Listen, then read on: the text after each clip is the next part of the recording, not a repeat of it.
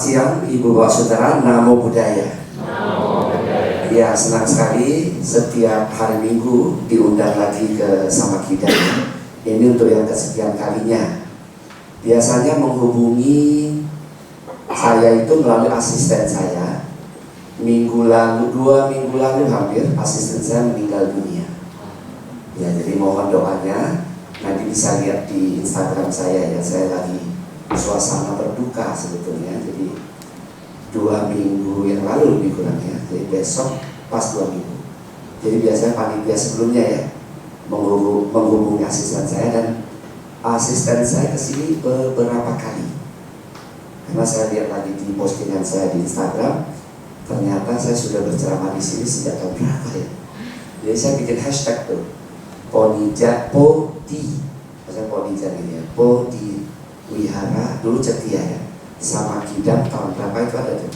Jadi kalau ada cari hashtag di Instagram itu ada, karena supaya mengingat itu, jadi saya selalu buat hashtagnya.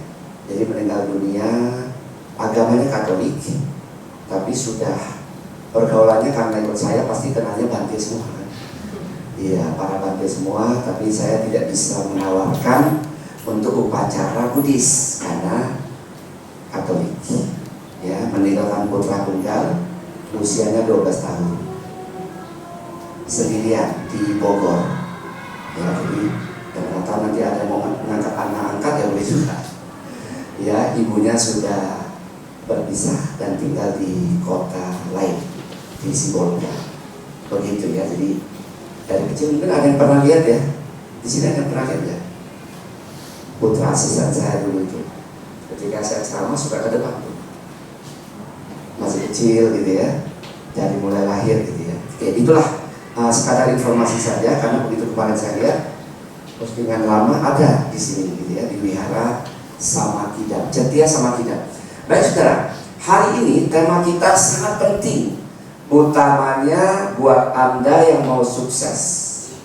Yang menyebabkan orang nggak bisa sukses karena lebih sering kepalanya mendongak daripada menunduk. Ibu bapak saudara ingat baik-baik, orang jatuh kadang-kadang bukan karena batu besar, ya, bukan karena batu besar. Kenapa? Karena kalau batu besar dia bisa lihat, walaupun dia mendongak begini, dia bisa lihat batu besar di depannya, betul ya? Yang menyebabkan orang jatuh adalah kerikil di bawah. Artinya apa?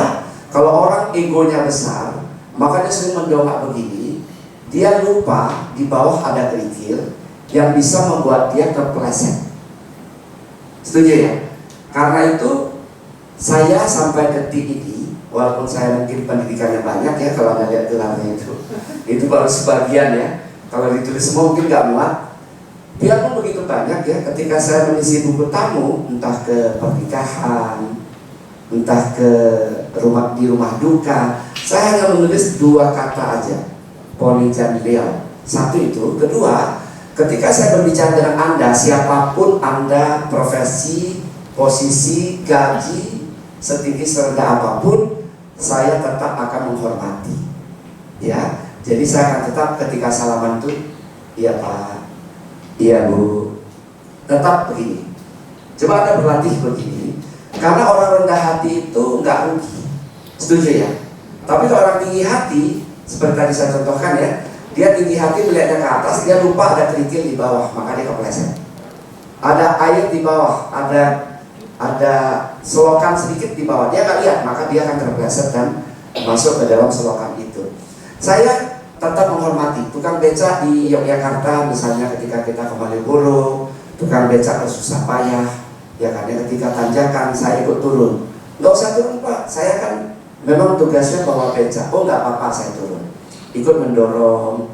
Ya, mungkin sebagai orang yang tidak punya empati, ya, empati dan simpati 2 kata yang berbeda ya. Empati artinya dia tidak menempatkan diri di posisi orang. Dia akan mengatakan kepada saya, kamu kok bodoh banget ya, sudah bayar malah ikut mendorong. Itu orang yang near empati, alias tidak punya empati. Kalau orang punya empati akan mengatakan ini contoh yang baik. Nah, kalau Anda mau melihat orang bijaksana itu, nggak usah dengarkan apa kata dia seutuhnya, atau jangan mengandalkan ucapan dia, tapi lihat tingkah lakunya. Ketika dia berhadapan dengan orang bagaimana? Itu paling penting, betul ya? Saya tetap dengan tukang beca, iya Pak, terima kasih ya Pak. Sudah berapa lama Pak membawa beca? Sudah berapa lama Pak membawa Grab? Ya kan, Grab motor maupun Grab mobil. Kadang-kadang kita 1-2 kali kan pasti suka juga naik Grab ya, karena lebih murah naik Grab daripada bawa mobil sendiri. Kita parkir di mall, kalau nggak ada duit 100.000 di kantong, agak terancam. Betul nggak? Begitu keluar nggak bisa keluar. Ya kan, tidak ada flash, tidak ada imaninya. Tiba-tiba mau keluar, begitu kita tap 30.000 ya, 40.000 naik Grab lebih murah. Kan seperti itu. Jadi artinya hormati setiap orang. Ingat, jangan karena harta, tahta, dan kereta mengubah nada kita bicara. Kalau itu berubah, berarti ego Anda sudah bermain. Menghilangkan ego tidak bisa, tapi kita berusaha mengecilkannya. Ego selama masih hidup pasti ada. Tapi kalau kita baperan, sedikit-sedikit tersinggung, sedikit-sedikit tersinggung, diperlakukan kurang baik tersinggung, maka ego kita bekerja lebih besar. Saya kok yakin ya, setelah mendengar ini, kita ya, berarti kalau kita berarti saya di dalamnya, kita akan semakin belajar bahwa betul juga ya, kenapa selama ini aku egonya besar sekali, mudah tersinggung, ya, mudah marah misalnya. Saya termasuk yang begitu juga sih, jujur ya. Tapi berusaha mengendalikan, ya, ego tidak bisa dihilangkan, dia tidak bisa dikecilkan. Kembali ke soal tadi ya, jangan karena harta, tahta, dan kereta, dan kuota. Sekarang zamannya kuota kan ya, membuat nada bicara kita berubah. Gara-gara itu nada kita jadi tinggi. Gara-gara itu kita menjadi tidak beretika. Gara-gara itu kita tidak menjadi orang yang menghormati mereka yang lebih rendah di bawah kita di soal posisi, gaji, dan profesi. Jadi tetap harus menghormati, karena ingat sudah, seperti hari ini saya ceramah tanpa tim multimedia, tanpa teman yang membantu ini, yang mengganti kursi saya, menyiapkan meja, menyiapkan segala persembahan, pemimpin kebaktian. Tidak bisa saya di sini bercerita sendiri. Tidak bisa saya melakukan itu sendiri. Jadi coba sadari, Anda punya ART, asisten rumah tangga di rumah. Jangan terlalu sering dimarahi. Kamu ini kok disuruh begini, nggak ngerti, kamu bodoh. Katamu asisten rumah tangga yang sudah belajar, dia jawab, kalau saya pintar Bu, saya sudah jadi istri Bapak. Betul tidak? Justru karena dia gonggong. Lihat terjemahannya ya, agak kurang. Langsung si dia langsung ketawa kan, karena relate banget, dia langsung ngerti banget ya. Teringat dulu sering diucapkan gonggong. Kalau gonggong di Tanjung Pinang makanan enak, Kepri, cuma saya nggak berani makan ya. Saya nggak cocok kalau di makan gonggong yang ada di Kepri. Ya kan, Tanjung Pinang ya, orang keong ya, betul nggak sih, keong kan? Di bekicot ya, bekicot apa keong sih? Keong langsung dicungkil dari cangkangnya. Saya makannya ngeri ya, saya kan tidak makan amis saudara, tidak vegetarian, tapi tidak makan amis. Nah, jadi artinya apa saudara sekalian? Kita jangan terlalu meremehkan orang. Asisten rumah tangga di rumah banyak membantu kita. Betul nggak? Kalau dia pandai, dia tidak jadi ART. Kalau dia punya inisiatif yang banyak, mungkin dia sudah jadi pekerja kantor. Nggak lagi jadi ART yang diperintah-perintah, bekerja apa adanya, apapun dikerjakan. Jadi memaklumi itu. Jadi saya kadang-kadang mencoba memahami itu salah satu cara terbaik untuk mengecilkan ego. Saya ketemu mahasiswa misalnya, saya mungkin karena terlalu banyak sekolah ya, ketemu mahasiswa yang kadang-kadang nggak sampai, kok gini aja nggak ngerti ya. Tapi akhirnya saya mencoba mengerti. Oh iya ya, dulu saya ketika kuliah mungkin lebih kurang ya begitu juga. Cuma tidak separah ini memang, tidak separah ini. Gitu ya. Akhirnya apa? Mencoba memahami mahasiswa. Kan saya masih dosen aktif sekarang kan di kampus di Jakarta Barat ya, di Kemanggisan dan di Anggrek ya. Kampus bagus lah. Jadi artinya apa saudaraku? kita kadang-kadang dengan orang yang membantu kita itu harus hati-hati. Jangan merasa kenapa dia kok bodoh ya, kenapa dia kok nggak ngerti ya, kenapa dia kok begini ya. Karena orang tipenya beda-beda. Ibarat manusia ada 4 jenis. Nanti kita ukur diri kita sendiri ya. 4 jenis ini apa saudara? Ya, diibaratkan satu, manusia ibarat kayu bakar basah kuyup. Kayu bakar basah kuyup. Artinya kalau Anda ingin menyulut api, menyalakan, membakar kayu ini, Anda nggak bisa langsung menyalakannya, tapi Anda harus mengeringkannya dulu dengan menjemurnya mungkin. Betul ya? Jemur di bawah matahari, kayu itu kering, baru Anda bisa sulut api dan terbakar. Artinya apa saudara? Artinya manusia yang levelnya memang di bawah pintar. Ya, di bawah pintar agak jauh, paling bawah, paling dasar. Naik yang kedua, jenis kayu bakar, setengah kering, setengah basah. Bahasa Prancisnya bilang pois tamta. Pois tamta. Ini bahasa Prancis yang sudah dihokienkan. Artinya setengah kering, setengah basah. Ketika ada sulut api, nggak langsung juga terbakar.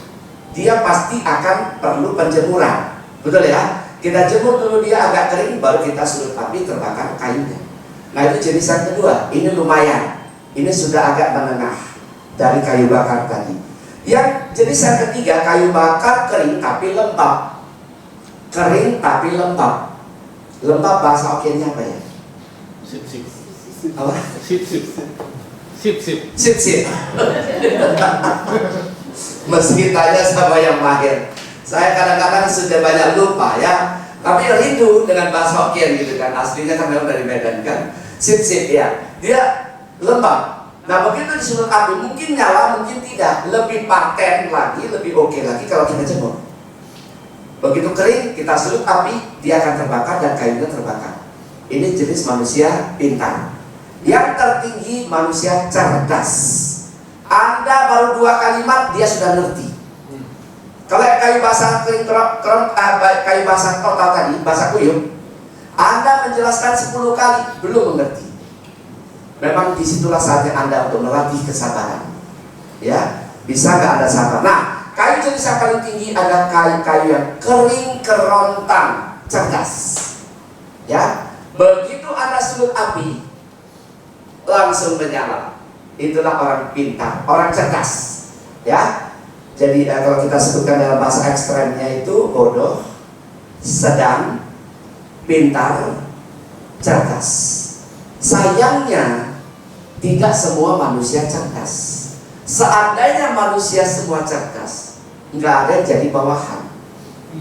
Semua pasti jadi atasan. Lalu siapa yang bekerja? Dunia ini adilnya begitu ya. Ada yang cerdas, ada yang pandai, ada yang sedang, ada yang gonggong. Ya kan, paling rendah. Kan begitu ya. Mudah-mudahan kita tidak di level paling bawah. Kalau di level paling bawah, tiap harilah datang ke wihara sama kita.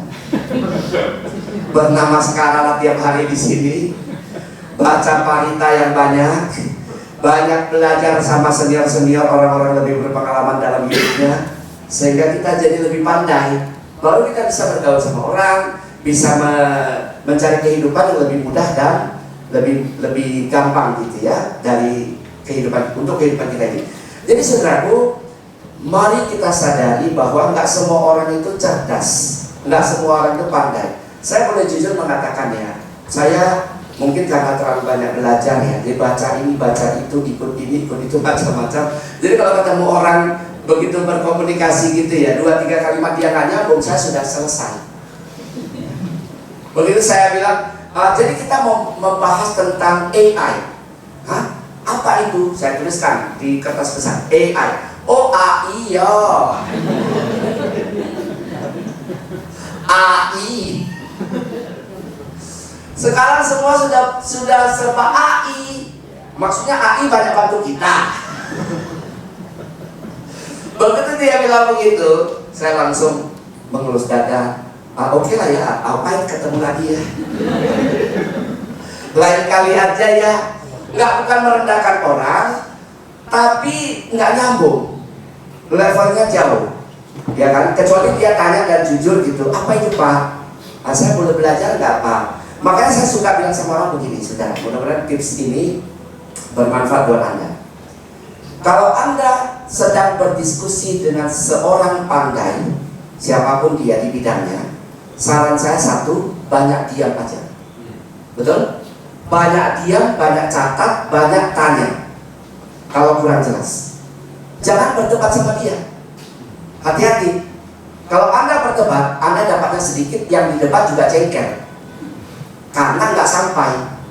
Saya suka bilang sama orang begini, saya ada tipsnya ya, nanti cari di TikTok dan di Instagram saya ya. Tipsnya itu saya syuting di jembatan Barelang di Batam ya. Tahun lalu Pak, tahun ini apa tahun lalu ya? Mungkin tahun ini di awal ya. Ini kan sudah mau selesai juga. Nah, saya bikin tips begini. Berdebat dengan satu orang bodoh akan jadi dua. Saya ulangi kalimatnya ya. Berdebat dengan satu orang bodoh akan jadi teman. Ini nanya, dan satu lagi siapa Pak? Ya elo. Pakai nanya. Lu kalau debat sama lu udah tahu dia bodoh. Lu debat sama dia, berarti lu bodoh juga dong. Iya Bu? Benar. Kan begitu. Jadi ngapain berdebat sama orang bodoh? Saya tidak menghina orang bodoh ya, artinya kadang ada orang kan auban ya. Ya kan marganya auban Siregar. Nggak tahu tapi ngotot. Saya kalau ketemu orang kayak gitu, jujur ya, mungkin satu karena faktor usia juga ya. Saya kan sudah di atas gocap juga kan. Kan ya. Jadi satu itu, kedua, saya pikir kalaupun saya debat sama dia, nggak bakal sampai. Karena dia SD, matematikanya 1 apa 1, 2. Saya bicara kalkulus, saya bicara integral, misalnya dalam konteks matematika. Saya hanya cerita, nggak ngerti juga. Dia nggak nyambung, betul nggak? Jadi nggak ada gunanya. Ketika saya bahasa Indonesia, kita belajar dari mulai SD sampai perguruan tinggi ada bahasa Indonesia sekarang. Ada yang bilang ngapain belajar bahasa Indonesia? Sampai dari TK bahkan sampai perguruan tinggi. Saya bilang levelnya beda. SD kita hanya belajar membaca, betul nggak? Membaca, memeja, SD, SMP. Kamu di SMP apa SMA? SMA. Belajar SMA kan belum sampai yang kompleks bahasa Indonesia, betul nggak? Begitu di kuliah sudah belajar komposisi, mengarang, deskriptif, ya kan misalnya gitu kan, naratif. Udah beda-beda dia jenisnya. Jadi kalau berdebat dengan orang yang tamatan SD, pengetahuannya SD untuk sebuah bidang percuma, kita nggak nyambung, betul nggak? Karena itu saran saya gini aja, saudara. Kalau Anda ketemu orang yang Anda rasa kayaknya gua ngomong dia nggak bakal ngerti, ya udah diem aja. Dia lebih bagus daripada orang bodoh jadi dua. Nanti pulang sampaikan ke istri ya. Sampaikan ke istri ya. Berdebat dengan satu orang bodoh jadi dua. Cerita sama suami juga. Suaminya tanya, coach kasih apa nggak? Malu lu. Satu lagi siapa? Ya lu nanya, pakai nanya, gitu kan ya. Jadi saudaraku, begitu saja. Kalau ketemu orang pandai, Anda ajak ngopi, ajak apa ketemu, Anda banyak diam dan mencatat. 2 bulan lalu saya diajak ketemu sama profesor, doktor, ya dari Amerika, orang Indonesia, ketua umum Permabudi, Persatuan Pemuda Indonesia, tinggalnya di Surabaya kan. Beliau bilang, Dokter Po, saya boleh ngajak ngopi nggak? Oh boleh Prof. Di mana Prof? Yang nyaman, ini orang beda sekali. Mari kita lihat ya, orang yang sudah egonya mengecil. Saudara ya, ini silakan ditiru kalau Anda mau sukses. Saya mungkin karena sudah semakin menua, sudah semakin semakin dekat dengan itu gitu kan ya. Jadi udah mulai ya sudah aswak lah, mau ngapain lagi sih gitu ya. Udah mulai ke situ saya berpikir gitu ya. Jadi saya boleh ketemu ada Dokter Po. Oh silakan Prof. Di mana Prof? Apa jawaban beliau? Yang Dokter Po nyaman di mana? Nanti saya samperin. Ya, saya dekatnya di Central Park, karena tinggalnya di sebelah Prof. Oh iya, dari situ saja. Dokter Po silakan tentukan tempatnya, dan satu yang pasti saya yang traktir. Saya yang traktir. Itu langsung disampaikan di depan. Siap Prof, kalau begitu kapan Prof? Hari sekian, tanggal sekian. Silakan ditiru saudara. Kalau Anda mau sukses, ini orang berhasil, sukses secara materi oke, ya, punya punya materi, punya posisi, punya profesi, punya preferensi, punya keistimewaan dalam hidup di dunia. Bukan hanya di Indonesia, di dunia. Di perlakuan yang sangat bagus tamu negara. Oke, itu biar Anda paham, ini orang Profesor Dr. Philip K. Wijaya. Lalu saya siapkan tempat, saya usulkan tempatnya. Saya datang sebelum pukul 12. Anda kalau janji sama orang saudara, jangan pernah Anda telat. Jangan pernah Anda tidak menghormati. Sama kalau Anda datang terlambat ke sebuah pertemuan, berarti Anda sama dengan tidak menghormati tuan rumahnya. Sederhana analoginya. Kalau Anda berjanji sama orang penting, mau wawancara, ketemu bos, Anda tidak berani terlambat. Itu artinya Anda menghormati dia, betul? Menghormati dan dalam ketakutan. Tapi kalau Anda bertemu dengan seseorang, Anda terlambat setengah jam sampai 1 jam, itu sama dengan dalam kurung tidak menghormati tuan rumah. Saya mungkin kemarin ada meeting saya, ini disiarkan live nggak? Disiarkan ke YouTube nggak ya? Kita record, nanti kita upload. Oh ya udah, kalau kita usah ganti ngomongnya ya. Ya itu harus ditanyakan dulu. Jadi oke, cerita tadi nggak jadi ya, yang ini dulu saya lanjutkan. Kalau berjanji dengan orang, Anda usahakan. Ini Prof. Philip, kalau beliau nonton kan beliau tahu, ini kita belajar dari beliau. Kalau Prof. Philip ini. Lalu pukul 12, sebelum pukul 12 saya sudah di situ. Tidak pesan makanan utama, tidak boleh. Pesan makanan ringan. Kalau kita sebagai tamu, betul tidak? Tidak boleh pesan makanan utama. Pesan biasa saja. Dimsum boleh sedikit ya. Dimsum ya jangan 10 macam lah. Kalau 10 macam sama dengan makan besar itu. Makan besar melalui cicilan dimsum. Kan gitu. Saya pesan makanan ringan karena memang niatnya untuk makan siang kan. Pukul 12, sebelum pukul 12 saya sudah di situ. Beliau WA saya, maaf Dr. Pul, saya terjebak macet nih. Saya terlambat 15 menit ya. Siap Prof, saya sudah di sini. Saya tunggu Prof ya. Oke, datang. Kemudian WA lagi, Prof, Dr. Pul, maaf sekali ini saya baru masuk pintu mall. Siap Prof, silakan take your time. Maksudnya santai saja. Ya, take your time, santai saja. Saya marah nggak? Enggak. Kalau saya biasanya kalau kayak gitu biasa agak jengkel juga. Tapi karena ini orang penting, orang besar ya, ya kan ya. Kalau sama orang tertentu mungkin saya bisa jengkel. Nggak tahu saya kenapa menghormati beliau. Karena tata cara beliau ngajak ketemu itu kan sudah luar biasa. Sudah kenal kami tentunya kan di komunitas Buddhis kan sering beracara bareng. Tapi kali itu beliau ada durasi panjang sampai Minggu, itu hari Kamis. Jadi beliau pengen mengisi dengan sesuatu yang bermanfaat mungkin ya. Saya lebih merasakan manfaat lebih besar sebetulnya. Datang beliau langsung kita berdiri, ya. Baru Prof, terima kasih Prof sudah mau mengundang saya. Ini kameranya sesuaikan di kepala saya potong. Oke. Jadi terima kasih Prof.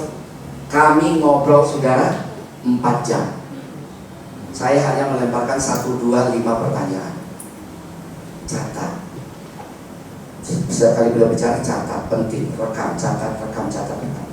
Itu baru kita banyak mendapatkan ilmu dan pengetahuan. Ilmu dan pengetahuan. Ilmu berarti secara ada kerangka berpikirnya, para ilmuwan punya pendapat, pengetahuan hidupnya. Jadi ilmu dan pengetahuan saya dapat dari beliau 4 jam bicara, oke? Jadi artinya Pak Saudara, ini belum selesai ceritanya. Luar biasa pengecilan ego sang profesor ini. Artinya kalau Anda bertemu orang pandai, Anda menghemat baca minimal 5 buku. Betul? Ini aja salah satu buku sudah saya tampilkan tadi. Nanti di surat slip ini kan ada buku-buku dan pengetahuan yang saya sampaikan. Ya mudah-mudahan begitulah ya. Jadi hemat 5 buku, hemat membeli 5 buku alias kita hemat biaya, hemat waktu membaca buku itu sendiri, buku-buku itu sendiri, betul lah. Makanya ketika bertemu orang pandai jangan banyak ngomong, diam aja. Jangan sebaliknya. Saya ketemu satu orang, Dr. Bu, boleh ngajak ketemu nggak? Boleh. Oke, ketemu saya. Dr. Bu, saya minta penjelasan tentang ini ya. Oke, saya jelaskan. Oh ini begini, ini baru 2-3 kalimat dia bilang ini. Tahu, kalau itu mah tahu. 1. Jadi itu begini. Oh kalau itu saya sudah tahu. 2. jadi begini ya, gini. Oh tahu, 3. Oke, saya kayaknya ada janji sama yang lain ini. Mohon maaf ya, saya ini sudah 1 jam, saya ada janji sama yang lain. Oke ya. Aduh, sebetulnya Dokter Po masih banyak mau saya diskusikan. Bacotmu. Berikutnya dia WA lagi mau ngajak ketemu. Udah. Karena orang begini datang dengan gelas penuh. Saya mau ngisinya kemana? Tumpah meluber kemana-mana. Betul ya? Tapi kalau dia datang dengan gelas kosong, siap untuk diisi. Seperti saya berhadapan dengan Profesor Dr. Philip Kawijaya, profesor dari Amerika itu, orang Surabaya. Saya kosongkan semua sampai kosong. Profnya ngisi. Saya kurang jelas tanya, 4 jam. Selesai itu saudara, mudah-mudahan saya sih yakin ya, Anda setelah mendengar ini, Anda pasti akan semakin behave, artinya mengatur sikap Anda sama orang. Yakin saya itu ya. Selesai diskusi 4 jam, saya juga merasa profnya usianya udah banyak juga, dan saya melihat kelelahan juga. Walaupun beliau sangat menikmati perbincangan dengan saya ya, berdua saja. Jadi saya bilang, Prof, ini sepertinya Prof kan masih ada acara besok di Jakarta. Kita diskusi lain kali lagi, Prof ya. Oh, saya masih sanggup sampai malam ini. Wah, ini kalimat yang membuat saya dalam hati, gua yang kagak tahan. Walaupun lebih muda usia, gua yang kagak tahan. Si Tiang J 4 jam duduk di situ, tapi ilmunya banyak. Saya bilang, oke Prof, terima kasih ya Prof ya. Saya berdiri. Kalau Anda salaman sama orang, jangan duduk ya. Kalau Anda bersama dengan orang, Anda posisi duduk, Anda harus berdiri.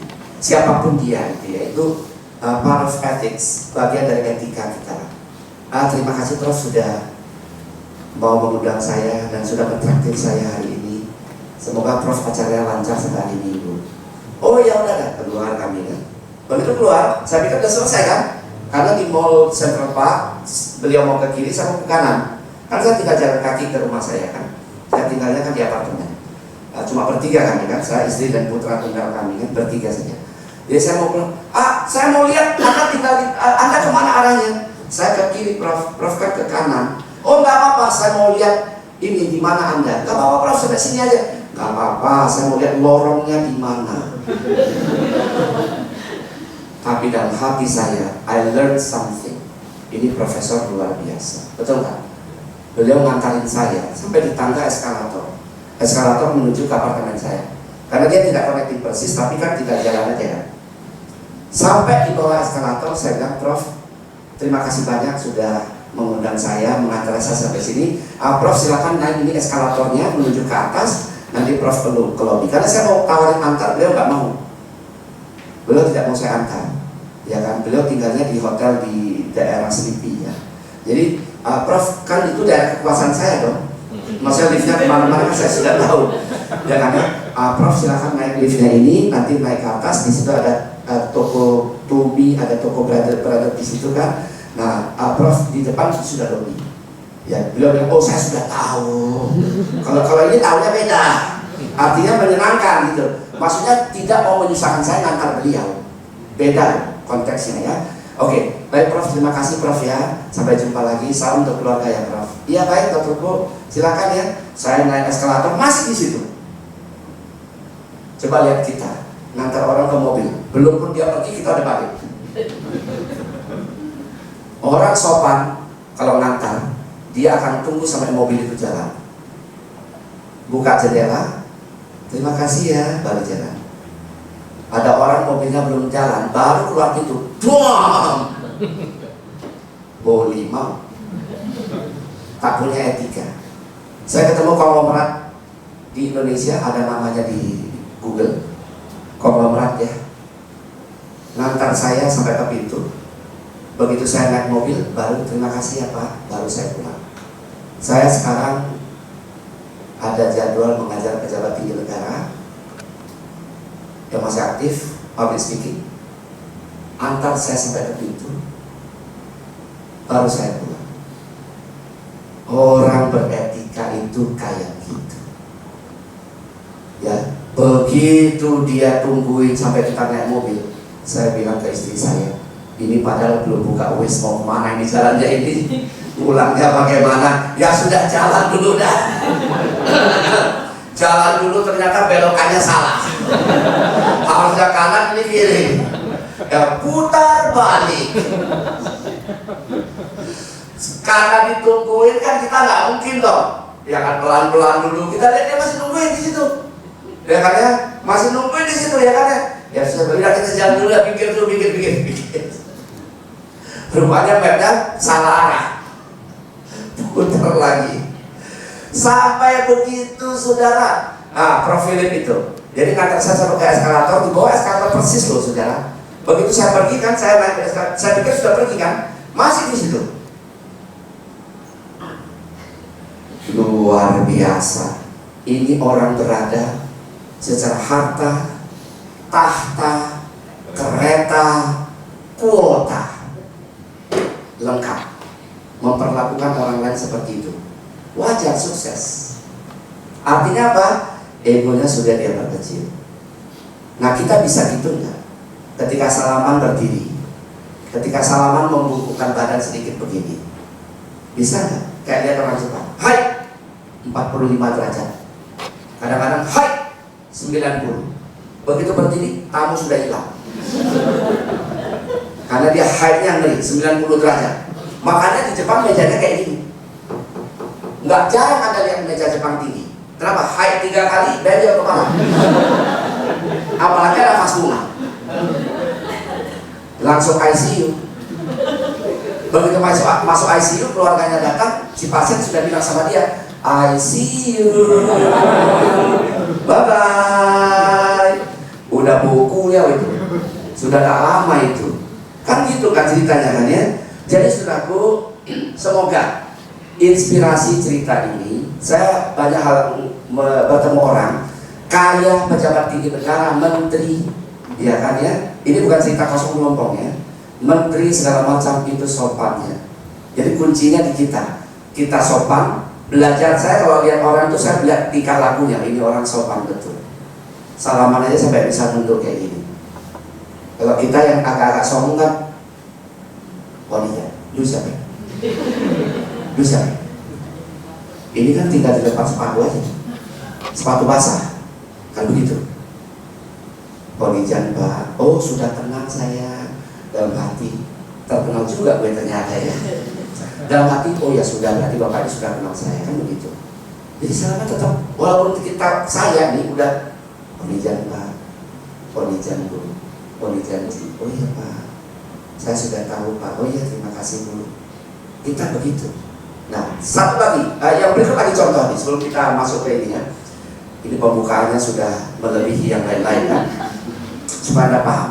Nah, kalau orang sedang bercerita sesuatu kepada Anda dengan semangat 45, jadi begini, gini, dan kita sudah pernah tahu cerita itu puluhan kali, jangan menyelesaikan cerita dia. Baru dia buka, oh jadi ini begini, gini, oh udah tahu, lu aja ketinggalan lu baru denger ya, kasihan deh lu. Ego dia bercerita jadi kita potong. Saya bilang ke keluarga saya, kalau ada orang sedang bercerita kepadamu dan kamu sudah mendengar itu 10 kali lebih, saya mendengar cerita orang, sudah sering saya dengar, saya biarkan dia cerita. Saya sudah tahu kemana arahnya, tapi saya biarkan dia cerita. Begitu dia selesai cerita, saya mengecilkan ego saya untuk mendengar dia untuk sesuatu yang saya sudah tahu. Begitu dia selesai, saya bilang, keren, hebat kamu ya, tahu cerita ini ya. Dalam hati dia cerita sama istrinya, sama suaminya, Dokter Poguna, belum pernah dengar ternyata.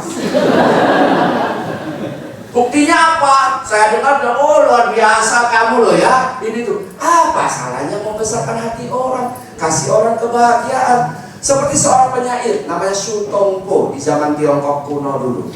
Su Tongpo bertemu dengan Bante, seorang Bante. Beliau tanya sama Bante, Bante melihat saya seperti apa? Kata Su Tongpo. Bantenya jawab, oh saya melihat kamu seperti seorang Buddha. Ya kan? Lalu Bantenya iseng, kalau kamu lihat saya seperti apa? Oh, kalau Anda seperti seonggokan kotoran, seperti sayur kotoran. Dengan bahagia Sutongpo, penyair ini pulang cerita kepada adiknya, Sutong Mei. Ya pasti sama semua lah namanya kan ya. Dia kan bukan Sun Gokong ya. Sutong Mei. Ya Mei, aku tadi baru memenangkan perdebatan atau percakapan dengan seorang biksu besar. Apa itu? Biksu besar saya tanya, kamu lihat saya seperti apa? Biksunya bilang, seperti seorang Buddha. Lalu apa menangnya? Ketika beliau tanya saya seperti apa dirinya, saya bilang seperti seonggok kotoran. Sutong Mei langsung bilang, Kokoa, kamu kalah telak. Loh kok bisa? Karena di pikiran bantenya kamu Buddha, berarti pikiran bantenya besar, bersih. Pikiran bantenya agung, pikiran bantenya mulia. Gambaran yang ada di dalam ini akan keluar melalui ucapan. Orang yang suka berbicara sesuatu negatif, di dalamnya pasti negatif juga. Cerminan itu keluar dari dalam, ya. Jadi pancaran itu ada dari dalam. Berarti kamu adalah kotoran sapi. Suhunya seorang Buddha. Kamu kalah telak Gogogo Sutongpo. Jadi artinya apa saudara? Jangan Anda berpikir sesuatu menang.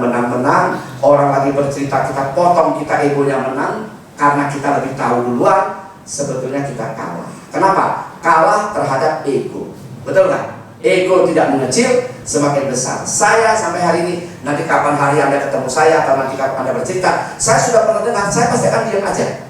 Oh iya, oh gitu ya Ci ya. Oh luar biasa loh Cici ini, tahu cerita ini ya. Oh hebat, dia tidurnya yang malam itu. Betul tidak? Tapi kalau saya potong dia, Ci nggak usah cerita, basi. Apalagi ketemu orang yang mulutnya tajam, setajam silet. Baru orang buka mulut sedikit, oh Cayau, oh gua udah tahu. Saya kalau 3 kali dia tahu sudah. Mau ngapain Anda bercerita kepada yang sudah tahu? Ya sudahlah, nggak usah bercerita. Kan begitu ya. Nah jadi saudaraku, mari belajar perkecil ego kita dengan cara menghormati orang. Setiap orang sebetulnya punya nilai kelebihan yang kita nggak punya. Ya coba pikirkan. Ada di sini saya yakin pasti ada yang jago di dunia teknik permobilan, bengkel dia jago, keuangan dia jago, perpajakan dia jago. Kita nggak punya kemampuan itu, betul nggak? Ceramah seperti ini mungkin ada yang jago, ada yang tidak. Ada yang kaya tapi dia tidak bisa ceramah. Ada yang bisa ceramah, mungkin dia bukan penyanyi.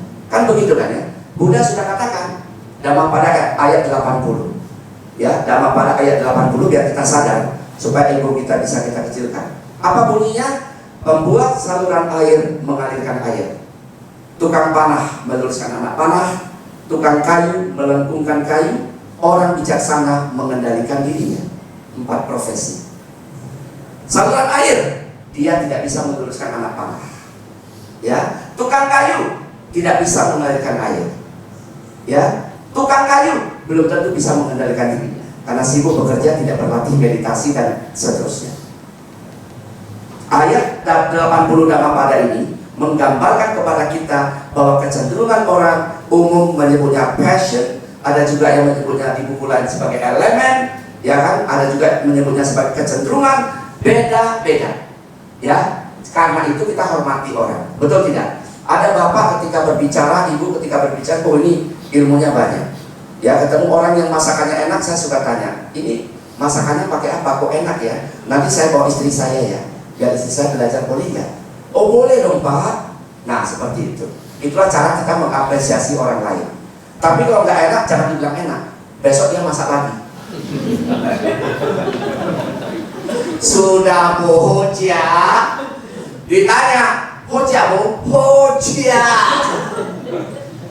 Terutama kepada pasangan kok. Pasangan hidup kita di rumah, tanya istri, gimana Hoja bu? Hoja. Seminggu dia masak itu. Hari ke-8 muntah dia. Dia kata, tuh kenapa ini terus? Katanya Hoja. Kalau Hoja kita kasih tahu secara baik. Ini kayaknya kurang ya, ada yang kurang nih, kelebihan apa gitu kan ya. Jangan Hoja semua. Besok dia masak lagi. pusing kita makannya. Mau dibuang takut karma tak baik. Kan? Ingat cerita suhu, 1 butir nasi 1.000.000 keringat, ya kan? Betul nggak? 1 butir nasi 1.000.000 keringat. Jadi hargailah itu dengan baik kan gitu ya. Nah, oke sudah. Nah itu contohnya udah baik. Nah, Ego is the Enemy adalah buku dari seorang Amerika bernama Ryan Holiday. Kalau bacanya mau versi Amerika bisa Ryan, tulisannya Ryan ya. Ryan Holiday, Holiday liburan. Ini bukunya berjudul Ego is the Enemy.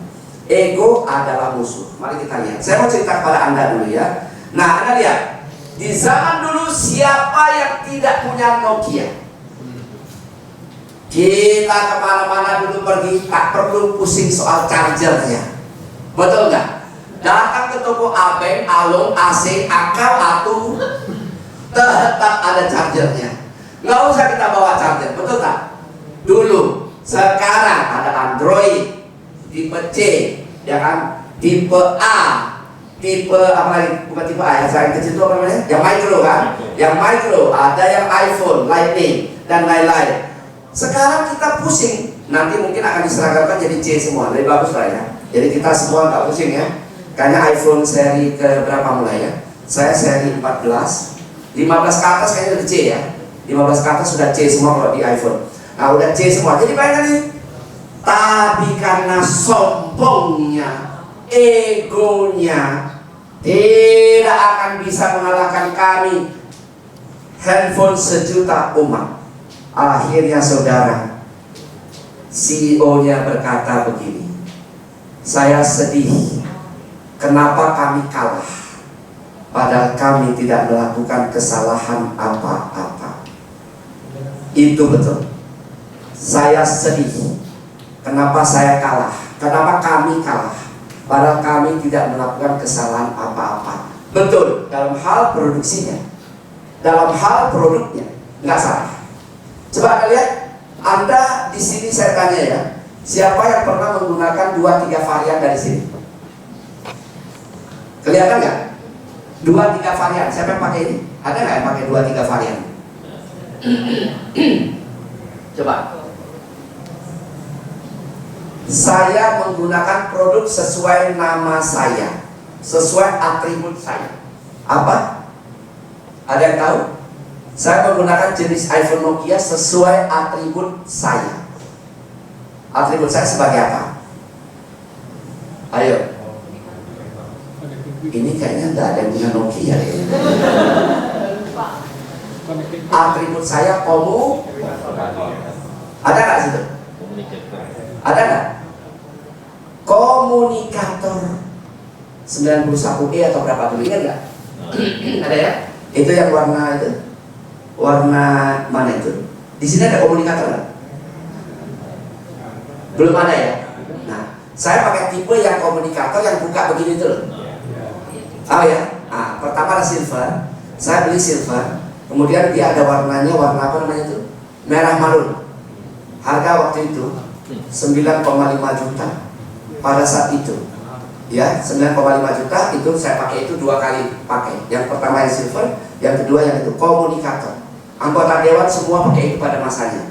Ya, jadi kalau kita taruh di meja lagi ngobrol sama orang, nggak usah flexing apa-apa, taruh aja di meja, buka. Sudah menakutkan semua makhluk.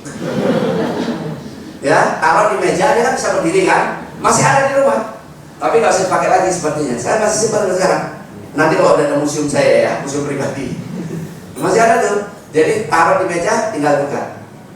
Komunikator, ketiknya kayak mesin tiket, berapa lagi, ya?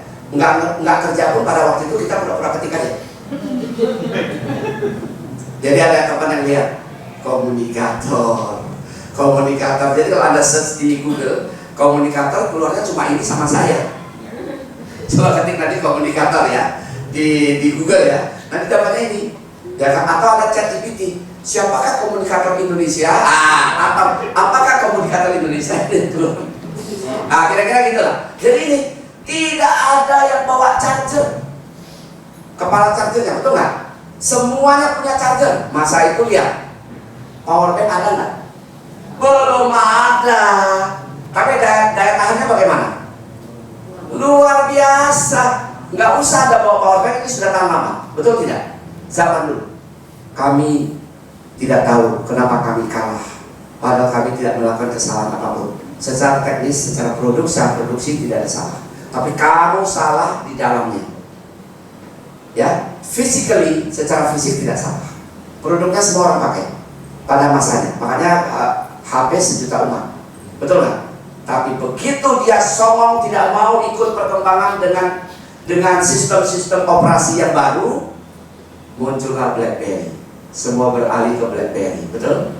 BlackBerry mulai dari saya pakai 2 seri kalau nggak salah ya. BlackBerry 2 seri, pinmu berapa? Nggak nanya nomor HP kan? Pinmu berapa? Sampai pinnya diperjualbelikan. Pin yang cantik, pin apa yang gampang disebut, gampang dihafal dulu kan ya. Nah itulah orang-orang jual-jual handphone itu yang karma buruknya banyak itu ya. Pada masa itu kalau nggak jujur ya kan, jualannya kalau nggak jujur kan, pinmu berapa? Bikin cantik mahal. Ya sudah kan, nah itu aja. Gara-gara apa? Ego terlalu besar. No, tidak mau.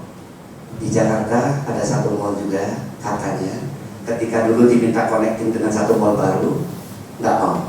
Anda dengar kan? Ternyata mall sekarang yang baru itu ramai luar biasa. Mall yang diajak connecting dulu bikin jembatan, nggak mau, agak sepi. Mall apakah itu? Tak boleh diucapkan ya. Agak berbahaya dekat saya.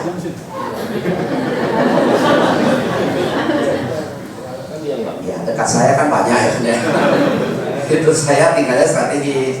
Ya kan, sebelah sini ada mall juga, sebelah sana ada mall juga. Ya kan, jadi dekat saya itu ada berapa mall ya? 1, 2, 3, 4 mall.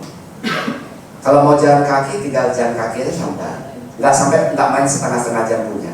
15 menit paling lama. Sampai di mall itu jalan kaki saja. Kalau lagi macet-macetnya di situ kan dia jalan kaki sampai bagus tuh. Kalau lagi pengen makan di mall ya makan di situ, keluar jalan kaki gitu kan. Nah itulah kenapa ego. Kami top, HP 1 juta umat, nggak mungkin kami gagal. Ternyata itu. Sekarang dibangun lagi reputasinya, ya kan? Tapi tetap belum ngangkat ya, belum ya, betul nggak sih? Tetap yang paling sekarang itu adalah produksi Tiongkok, ya kan ya? Produksi Tiongkok di mana-mana. Orang Tiongkok memang hebat. Lipat 2, sekarang dia sudah lipat 3. Lama-lama HP setipis kertas, digulung-gulung masuk di kantong. Ketika ke toilet masuk ke subur. Gara-gara kita ceplongin. Tiongkok memang luar biasa. Makanya ada istilah betul ilmu sampai ke Tiongkok. Tidak salah. Tiongkok memang luar biasa. Teknologinya nggak ada lawannya. Orang baru 3G, 4G, dia sudah 5G. Bahkan terakhir saya dengar sudah 10G. Bayangkan 10G. Cuma begitu masuk 10G ke Indonesia, saya nggak tahu bagaimana kerjanya. Apa bisa kerja di sini 10G itu? Yang 5G aja kadang-kadang masih susah ya, masih belum merata. Itu kecanggihannya luar biasa. Ya Tiongkok itu. Nah itulah dia. Nah dalam konteks Buddhis kita lihat Dewa Data, sepupunya Buddha, Pangeran Siddhartha. Sepupunya Pangeran Siddhartha. Begitu lihat Buddha kemana-mana dilayani dengan baik, kemana-mana disambut dengan baik, makanan berlimpah, pengen jadi pimpinan sangga. Salah satu cara untuk bisa jadi pimpinan sangga, menyingkirkan sang Buddha. Ego bekerja. Saya harus menguasai sangga. Saya harus menguasai semua para biku. Para biku semua harus menghormati, sujud di kaki saya. Maka berbagai cara beliau lakukan yang tercatat baik dalam kitab suci. 2 peristiwa. Ya, selain daripada peristiwa yang lain yang mungkin saya tidak baca, atau belum terbaca saya, atau belum tercatat di kitab suci. Peristiwa pertama adalah beliau Dewa Data membuat seekor gajah mabuk. Gajahnya mabuk kepala, kemudian dihadapkan pada sang Buddha untuk menyerang sang Buddha. Tapi saudaraku, saya beritahu Anda, mari kita kaitkan dengan ilmu psikologi ya. Ilmu psikologi bilang begini, dan itu terjadi nyata pada kehidupan sang Buddha. Kalau Anda duduk di samping orang, Anda nyaman, utamanya di kereta, di bus, di pesawat. Kita pergi sendirian, duduk sebelah kita nyaman aja. Vibrasi getaran orang ini positif. Tapi kalau kita duduk sebelah ini, tiba-tiba datang orang sebelah kita, Gak bisa tidur kita, karena kita merasa nyawa terancam. Ini orang kok kayaknya gak enak ya, ini orang kok kayaknya apa ya, vibrasi dia, boleh aura, versi lain aura. Kalau aura kan pancaran dia, kalau vibrasi getaran dia. Aura itu dari ini, physical, penampilan luarnya kelihatan. Ini orang menyenangkan, ini orang kok menjengkelkan. Makanya ibu bapak, kalau wajah Anda dari lahir sudah menjengkelkan, tolong perbanyak senyuman. Wajah sudah minta ditonjol, masih beliau senyum, tak pandai senyum. Banyaklah senyum supaya kita enak dilihat orang. Kalau dari lahir sudah begitu mau diapain? Entah lo operasi kayak seorang Tiongkok, begitu dia keluar negeri dari Amerika kemana itu, begitu pergi kurus, pulang gemuk, imigrasi bingung, lu siapa? Perginya kurus, pulangnya wapui, udah gemuk. Jadi imigrasi bilang ini bukan kamu, it's me, saya pak. Lo kok beda? Udah bengkak. Tanda kesuburan atau penyakit itu ya. Udah bengkak dia. Dia akan berhasil. Udah bengkak, perginya kurus, beda wajah, imigrasi bingung. Terakhir mungkin sidik jari lah ya. Nah, sidik jari itu hebatnya ya. Jutaan kita miliaran orang di dunia sidik jari. Tapi hati-hati, penipuan sekarang betul ya. Sidik jari kita jangan sampai kita keluarkan itu, karena sekarang sudah ada teknologinya. Jempol jari palsu dipasangkan aja. Sekarang dunia luar biasa ya. Dipasangkan saja sudah bisa sidik jari. Hati-hati ada yang jual beli rumah ya, jual beli properti mahal, jual beli apalah yang mahal. Itu kalau cap jempol, kalau memungkinkan di depan mata, karena orang sekarang sudah pasang yang palsu, dia pakai itu. Jadi kalau nanti terjadi apa-apa, ketika dia ngeles macam-macam, itu sidik jari nggak terdeteksi. Kenapa? Sidik jarinya nggak tahu kita punya siapa. Sekarang sejahat itu, luar biasa ya. Nah, saya di rumah pintu kami di rumah itu sudah pakai fingerprint kan. Bacanya finger, jangan finger ya. Jangan bikin malu diri sendiri. Ya kan? Fingerprint itu kami bertiga pakai fingerprint. Jadi udah aman, udah tenang. Nggak usah bawa kunci lagi, teknologi sekarang kan ya. Asal jangan fingerprint kami di copy. Begitu di copy dimasukkan ke silikon itu dibuatkan ya. Bisa buka juga gitu. Iya, walaupun bisa kami ubah dengan paspor, bisa dengan kartu, bisa kan, pintu sekarang kan canggih.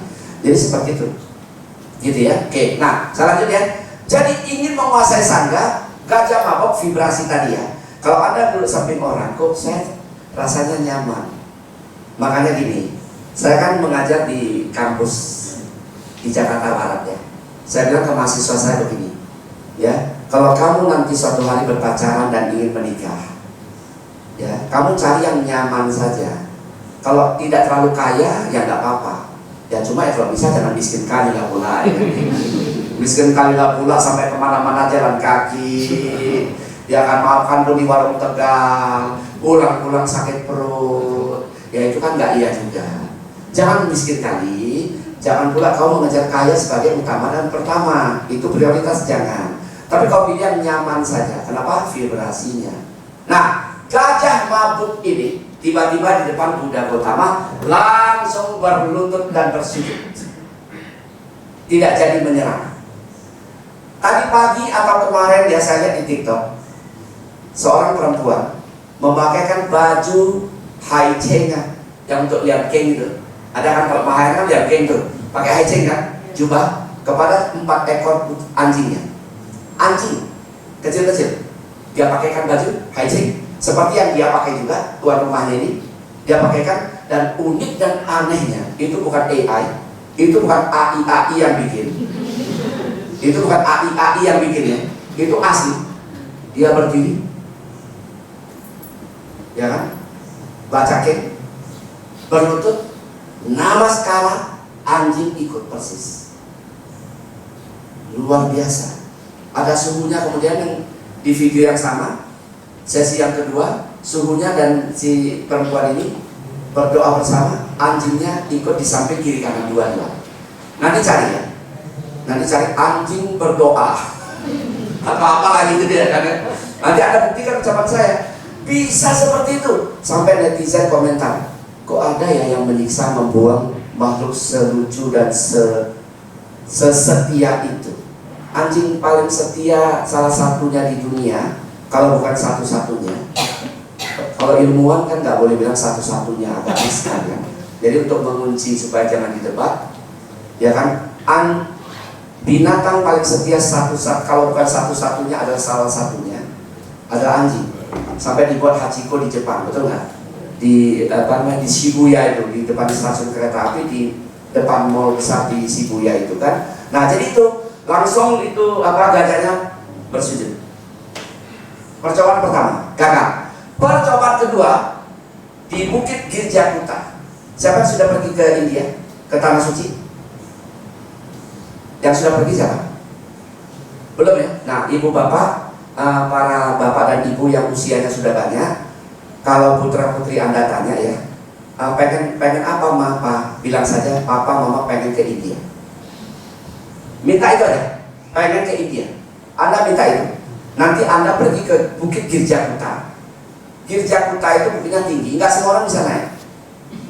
Nah, makanya saya bilang gini ya ibu bapak ya, ini izin saran ya, saya izin menyarankan Anda. Kalau Anda kaki masih bisa jalan, jangan simpan-simpan uang. Karena hidup kita ini kita nggak tahu kapan berhenti. Artinya, kalau ada uang, anak sudah kerja, ya, utamanya sudah kerja, atau ada dana yang sudah kita siapkan untuk sekolah atau kuliahnya, saran saya, kaki masih kuat, mata masih bisa lihat dengan jelas, kuping masih dengar, pergilah jalan-jalan. Anda ke Bukit Girjakuta, Anda pergi ke India, paling lama 10 hari. Di situ Anda menunaikan ibadah dalam tanda petik suci untuk menyucikan hati dan pikiran Anda. Ke India 10 hari, biaya sekitar 30 sampai 35 juta. Kalau Anda mulai simpan dari sekarang, putra putri Anda sanggup itu. Saya yakin ya, cicil 1 tahun 2 tahun tidak apa. Anda cari tur-tur yang memang Anda mampu dan Anda kenal baik, teman-teman yang pergi supaya vibrasinya nyaman kan ya. Anda pergi ke situ saudara. Karena hanya itulah yang tercantum dalam kitab suci Buddha di Sutta Pitaka ya, yang menyatakan ya di Mahaparinibbana Sutta, Sutta terakhir ini yang Buddha sabda Buddha yang tentang ini. Jika kita meninggal nanti, kita memutar ulang video kita pernah ke Tanah Suci, tempat lahir beliau di Taman Lumbini, tempat beliau bertapa di hutan Urwela, tempat beliau mencapai penerangan sempurna di Bodhigaya, tempat beliau mengajar pertama di Taman Rusa Isipatana di Sarnath, tempat beliau wafat di Kusinara. 4 tempat ini atau 5 tempat ini pasti Anda akan kunjungi. Girjakuta dan tambahan, kemudian ada lagi Tawatimsa, macam-macam yang keyakinan Mahayana itu, dan nanti bonusnya Anda dapat Sungai Gangga. Ya mudah-mudahan Anda juga dapat Taj Mahal, masjid salah satu dari 7 keajaiban dunia, Taj Mahal itu, yang dibuat begitu megah dan indah. Dalamnya cuma ada 2 makam. Ratu Muntas, istri keberapa dari Raja India pada masanya. Di sampingnya makam raja yang lebih kecil. Ya, saya sudah melihatnya 2-3 kali di India ya, di momen yang berbeda. Tidak untuk Tanah Suci, tapi saya kan ke India untuk Museum Rekor Asia kan, menerima rekor saya di Museum Rekor Asia kan di India sebagai komunikator nomor 1 Asia dan lain-lain. Ada beberapa kali ke India, tapi untuk ibadah 3 kali, 2 atau 3 kali untuk ibadah. Anda pergi nanti sudah. Begitu kita menutup mau menjelang napas sudah Senin Kamis, tinggal nunggu hari Jumat. Kan Paigo. Begitu Paigo datang kan langsung. Yang diputar ulang ada tempat suci. Maka kita pertama-tama akan lahir dulu di surga. Surga Buddhis itu banyak. Ada 6 tingkatan minimal. Ya kan ya? Surga Tawatimsa, Nirmana, macam-macam. Itu ya. Raja Pak Dewa, macam-macam ya. Jadi Anda akan di situ dulu. Jadi nanti kalau permintaan, misalnya anak tanya, Papa mau kemana Pak? Mama Papa minta apa? Mama Papa minta ke India aja boleh nggak? Biaya berapa? Sekitar 30 juta.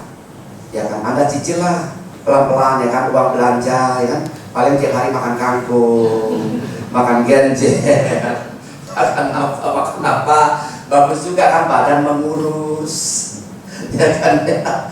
Sehat alami kan gitu.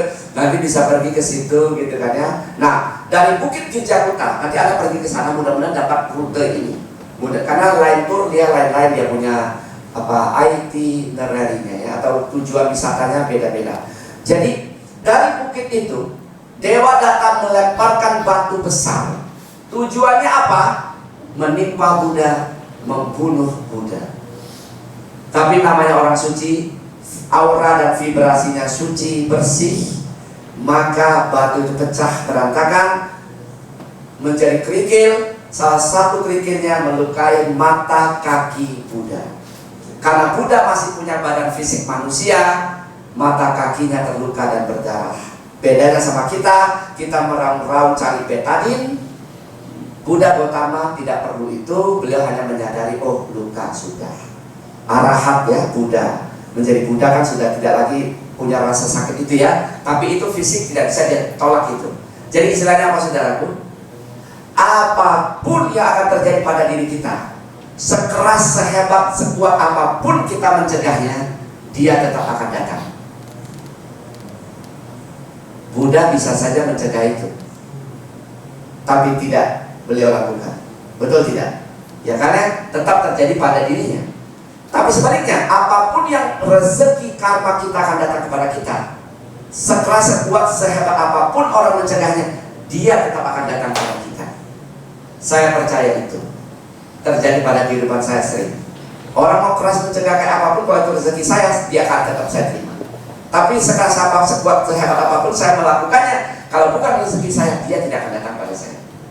Jadi Anda yang bekerja dengan sedih, tiba-tiba udah ketemu orang meeting bisnis, udah hampir oke nih, tiba-tiba nggak jadi.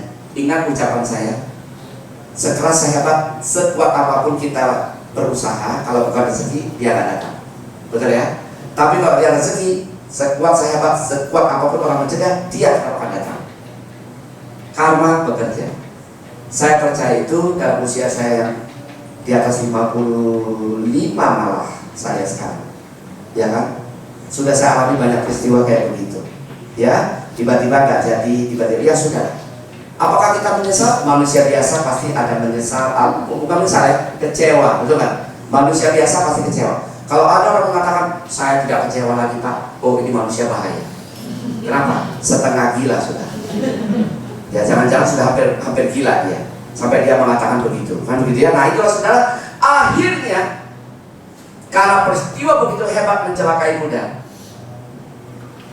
dia duduk di sebuah taman. Tiba-tiba dewa datang, ditelan bumi, saudara. Masuklah ke neraka paling rendah, namanya Awiji. Neraka Awiji nggak tahu kapan akan lahir menjadi makhluk yang lain sebelum menjadi manusia. Apakah bisa langsung jadi manusia? Kayaknya mungkin berat ya. Dia akan lahir dulu ke alam setan yang mana, ke alam hewan atau binatang misalnya, alam raksasa asura misalnya, gitu ya, dan seterusnya. Mungkin begitu saudara, ditelan bumi. Kenapa? Karena ego. Ibu bawa saudara, kalau Anda sudah belajar ini, kita, ya, saya di dalamnya sudah belajar ini. Mari kita belajar untuk mengecilkan ego. Untuk apalah?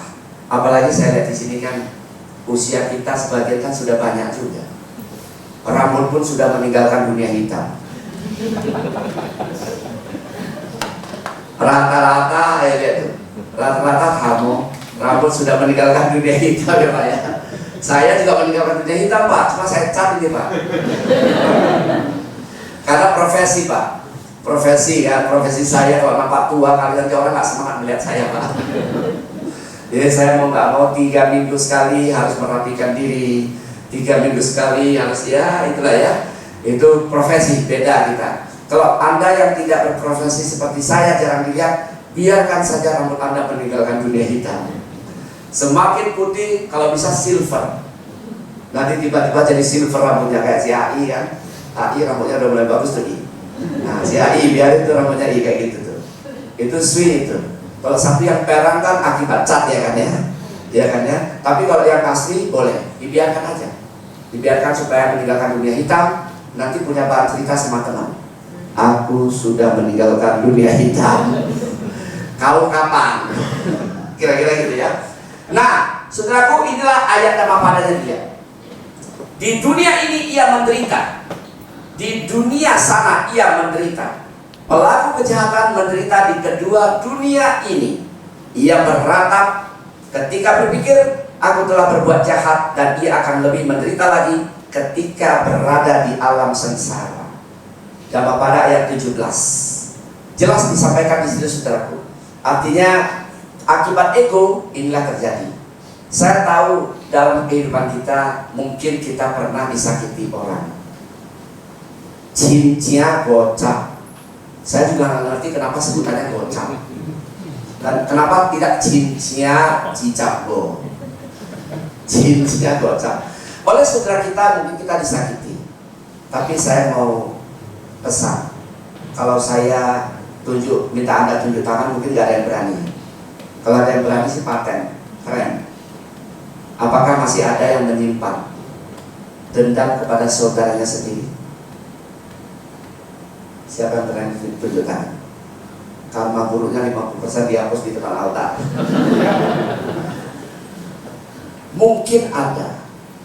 Apakah saya pernah mengalami? Pasti. Saudara kandung tidak baik sama kita? Banyak. Betul? Minta tolong dia lari? Banyak. Ini pasti menyakitkan. Betul nggak? Ya kan? Karena itu Buddha mengajarkan kita. Kemarin di mana ya saya baru bicara kemarin ya? Saya lupa. Dia tanya begini, Pak, bagaimana supaya kita tidak kecewa? Oh, di siaran tadi malam ya. Tadi malam siaran Buddha Subhasita. Jadi bagi Anda yang malam minggunya di rumah atau lagi di mobil santai, ya pukul 8 sampai 9 malam, nanti cari aja YouTube Buddha Subhasita. Kami siarannya live, ya, siarannya langsung. Makanya saya tidak bisa terima ceramah di hari Minggu. Kalau ada wihara yang undang saya ceramah di hari Minggu, malam Minggu maksudnya, karena saya harus bersiaran kan. Nah, tadi malam ada yang bertanya, Pak, bagaimana supaya tidak kecewa? Jawabannya adalah jangan terlalu berharap. Kata kuncinya 2 saja, 3 kata. Jangan terlalu berharap. Siapa yang berharap, dia akan kecewa. Betul? Makanya jangan harap. Sekalipun itu saudara kandung, jangan pernah berharap. Kekecewaan kita lebih parah nanti itu. Jadi artinya apa? Andalkan diri Anda sendiri. Ya, Dhammapada 160 berkata, ya, diri sendiri adalah penanggung jawab diri sendiri. Siapa lagi yang bisa menanggung diri kita? Dhammapada 160. Sudah mudah jelaskan dengan baik. Jadi saudaraku begini ya, kalau Anda lagi ada jadwal, ada kebaktian di sini, siapapun penceramahnya, syukur-syukur menginspirasi ya. Nah, Anda datang. Kenapa? Tujuannya supaya kita semakin mengerti, dada kita makin lapang, makin tahu menjalani hidup ini dengan lebih baik. Betul nggak? Ya kan ya? Seperti yang baru saya sampaikan tadi. Jangan terlalu berharap nanti Anda kecewa. Melakukan sesuatu, lakukan saja. Dia balas, nggak balas, ya sudah. Mau diapain? Ya kan? Kita nggak bisa ngapa-ngapain. Ya kan ya? Yang penting kita tetap berbuat untuk diri kita, bertanggung jawab atas diri kita. Tadi kan Anda sudah baca, aku pewaris karmaku sendiri. Betul nggak? Terlahir dari karmaku, berhubungan dengan karmaku, dilindungi oleh karmaku. Baik atau buruk, diri kita sendiri yang menanggungnya dan melakukannya dan menanggungnya. Betul kan ya? Jadi gak ada orang lain. Jadi intinya apa? Melakukan kejahatan terhadap saudara kiri. Saudara kita berbuat tidak baik, saya sampai hari ini dendam Pak misalnya, lepaskan saja. Ya, lepaskan saja. Tapi saya tidak bisa kirimkan cinta kasih sama dia. Tidak benci saja, sudah bagus saudara. Nggak usah kirim dulu. Makanya kadang-kadang begini, ada yang bilang, Pak, saya susah memaafkan saudara saya sendiri. Lebih parah lagi, saya sudah memaafkan ibu bapak saya sendiri karena peristiwa pahit di masa lalu. Semua kisah sedih di hari Minggu dia buka semuanya. Diakhiri dengan kalimat, saya tidak bisa memaafkan keluarga saya, Pak. Sudah.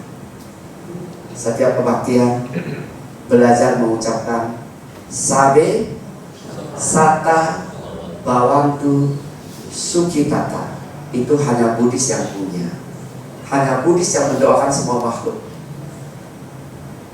Berkaki banyak, berkaki 1000, berkaki banyak, berkaki 1000, berkaki 4, berkaki 2, berkaki 1, tak berkaki, betul nggak? Karena ada doa begitu ada kan? Buddhis saja yang punya kayak gitu. Sabe Sata Bawantu Sukitata. Anda doakan begitu saja. Namanya Sabe Sata termasuk orang yang Anda benci. Ya, jangan pula doanya Sabe Sata Bawantu Sukitata, kecuali keluarga saya yang itu.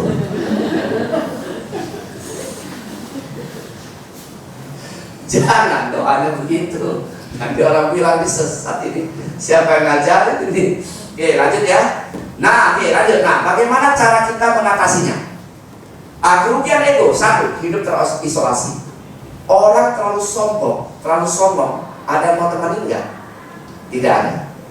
Terisolasi alias sendiri. Yang kedua, saudara, wawasan sempit dan picik sehingga hidup menjadi rumit dan ruwet. Nggak ada wawasan.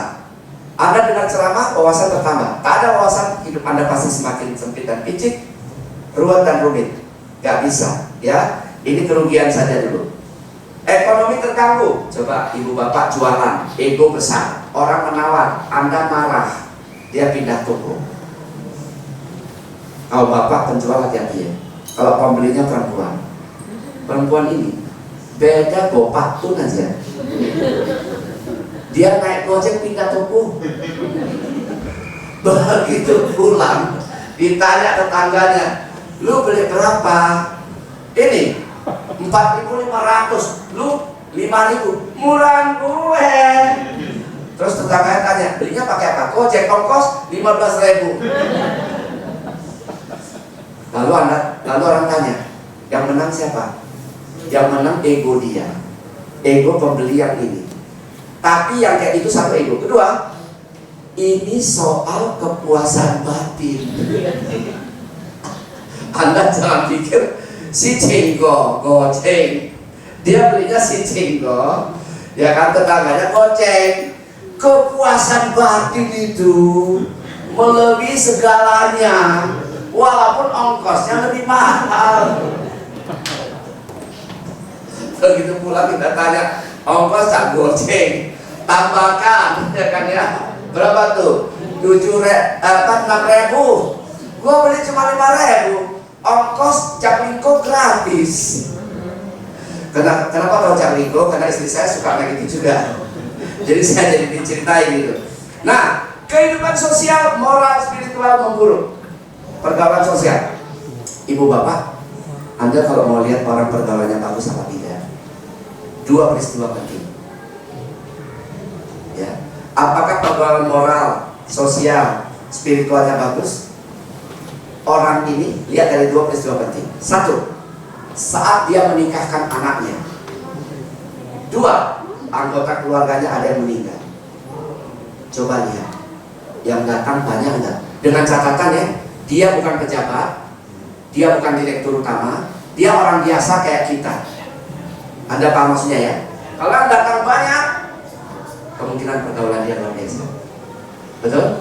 Tapi kalau yang datang sedikit, bahkan tidak tahu orang, tahu enggak datang, pernikahan pun sedikit, enggak ada yang bela-bela yang datang, ini berarti pergaulan sosialnya, moralnya, spiritual, komunitas agama begini tipis, kecil. Karena itu bagi Anda yang punya anak mau kawin, rajin-rajin ke wihara, rajin-rajin sosialisasi, ya kan ya. Rajin bawa anaknya, Pak ini anak saya Pak, Bu ini anak saya Bu, ajak bergaul supaya minimal pestamu tambah orang. Daripada begitu pesta nopak lang berarti 20 meja ya, 20 meja setengah kosong, bungkus pulang. Siapa yang bawa pulang? Keluarganya sendiri. Makan di rumah seminggu, panasin, besok panasin, lusa panasin, seminggu dipanasin sampai rusak itu makanan. Gara-gara tidak punya pergaulan. Betul tidak? Kenapa? Terlalu sombong, terlalu angkuh, tidak menghargai orang lain. Itulah akibatnya. Jadi mulai hari ini banyak bergaul ya, supaya kita punya pergaulan yang baik. Nah, berikutnya, tujuan hidup akhir tidak tercapai. Apa itu? Kebahagiaan nirvana. Gak usah cerita nirvana dulu deh. Kebahagiaan surgawi. Kita meninggal masuk surga. Kalau di surga itu kan serba enak. Apapun semuanya sudah ada. Ya kan ya? Mau makanan sudah ada. Semua ada, ilustrasi manusia ya. Ilustrasinya seperti itu. Sedemikian enaknya kehidupan ini. Karena itu, jangan sampai kita tidak punya pergaulan sehingga tujuan akhir pun tidak kita capai. Oke. Terakhir saya langsung ke tujuannya. Bagaimana cara kita mengendalikan ego? Satu, ketika Anda belajar mengendalikan ego, ada beberapa faktor yang perlu Anda sadari. Satu, kemampuan manusia terbatas. Betul tidak? Saya mungkin memiliki kemampuan berbicara di depan publik. Teknologi saya tidak paham, pasti bantuan orang lain. Ketika mobil saya rusak, bahkan ganti ban mobil pun saya tidak tahu caranya. Belum pernah melakukannya sendiri dan mungkin nggak tahu bagaimana caranya. Sehingga saya selalu telepon bengkel. Itu pun kalau memang situasi dan kondisi memungkinkan. Tapi saya bersyukur sampai hari ini, hal itu sampai seusia ini, peristiwa itu terjadinya sangat jarang, 1-2 kali saja dalam kehidupan saya. Artinya apa? Saya nggak mampu itu. Kan begitu ya. Nah, Anda orang IT, kan di sini mungkin banyak orang IT kan. Dari mana saya baca? Ada keningnya tertulis IT man, IT man, IT man, IT man. Orang IT itu ciri-cirinya tak banyak ngomong, lebih banyak diomongin orang. Karena tak banyak ngomong, pergaulan tipis, sehingga dia yang diomongin orang. Orang IT begitu. Saya nggak ngerti. Saya tanya orang IT, gimana nih caranya? Printer saya rusak tiba-tiba nggak bisa keluar tintanya padahal penuh. Saya coba-coba lihat di YouTube itu nggak ngerti. Ya sudah, bawa ke tukang servis. Hanya tukang servis yang bisa memperbaiki. Apa poin ceritanya? Kita tidak bisa menguasai semua hal. Bahasa Perancisnya bilang, kita jadi orang tidak bisa Paul soi, Paul hai. Bahasa Perancis yang sudah dihokienkan. Artinya apa? Manusia kayak kita, Paul soi mencakup gunung, Paul hai mencakup lautan. Gak bisa serba tahu. Betul nggak? Nggak ada orang serba tahu. Saya biar banyak baca ilmu-ilmu di luar motivasi, kepemimpinan dan public speaking, saya mungkin di permukaan saja. Tahunya di permukaan. Ya, mungkin tahu banyak tapi di permukaan. Mau ahli, tanya sama ahlinya. Nah, kalau pergaulan Anda bagus, Anda sadari ego Anda kecilkan, maka Anda akan banyak belajar. Kemampuan terbatas. Betul ya? Yang pertama. Yang kedua, kehidupan manusia singkat. Anda boleh saya tanya jujur nggak ya? Di sini siapa yang sudah mulai memikirkan nanti kalau saya pergi bagaimana ya? Siapa yang berani tunjuk tangan? Ada. Iya. Yang tak tunjuk tangan kayaknya nggak mau pergi-pergi.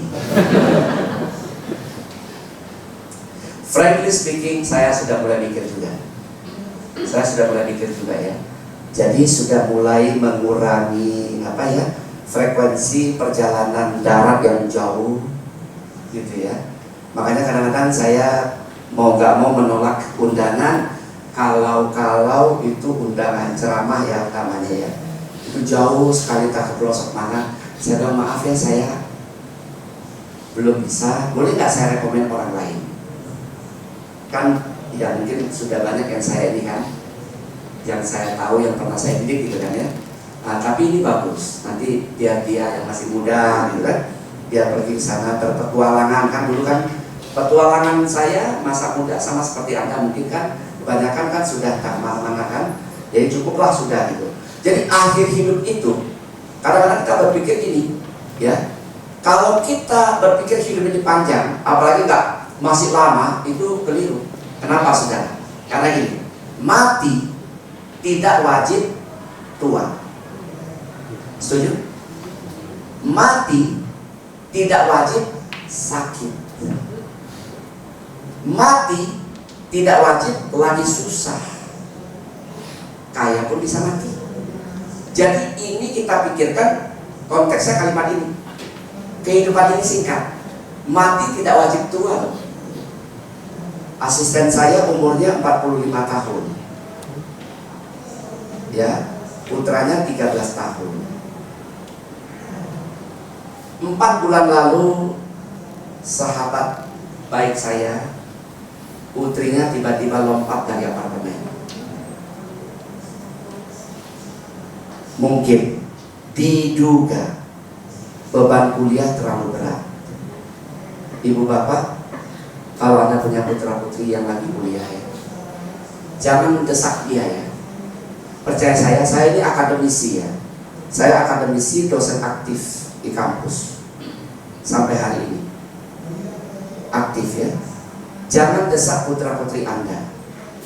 Dulu, kalau udah kalimat dulu ini udah lama sih ya. Dulu, wah ini ajakin jam-jam lah. Kita duduk dengan tenang. Karena kalimat dulu ini, bayangkan dulu sampai dia setua ini. Apa nggak panjang ceritanya? Dulu mamamu ini sekolahnya juara 1, kamu masa juara 3. Stres. Akhirnya lompat. Saya dikabarin oleh sahabat yang lain, Dokter Po, ini anaknya si Po ini meninggal usia captau 19 menjelang 20. Langsung saya tanya, tapi tanyanya di WA ya. Nah kalau etika di rumah duka ada ya saudara ya. Jadi ketika Anda datang ke rumah duka, pertanyaan yang tidak boleh Anda tanyakan. Saya udah pernah bikin videonya, nanti lihat di TikTok aja ya, atau di Instagram. Ketika Anda di rumah duka, pertanyaan pantang sebetulnya satu adalah kenapa dia meninggal. Nggak boleh, kecuali keluarganya sukarela bercerita, itu lain ya. Tapi kalau kita begitu duduk, kenapa meninggal ya? Kok masih muda lo, kasihan lo, menambah luka batin orang. Kalau kayak sama kiri kanan gosip-gosip mungkin boleh juga. Tapi kalau tanya sama keluarga kan belum membuka luka batin ya, betul nggak sih? Kecuali dia sukarela bercerita. Baru dikasih tahu di WA, lompat dari kosnya. Kenapa? Kuliahnya jurusannya keberatan, atau tuntutan orang tuanya terlalu. Tapi ini enggak, kedua suami istri ini kan saya kenal baik, orang Medan juga saya kenal baik. Enggak mungkin kalau orang tuanya begitu, karena saya tahu betul mereka punya karakter ya berdua ini. Jadi ibu bapak jangan coba-coba begitu ya. Jadi dulu mama begini, dulu papa begini, juara 1 gini-gini. Kamu lihat papa punya piala banyak gini-gini, stres anak. Lompat 19 tahun.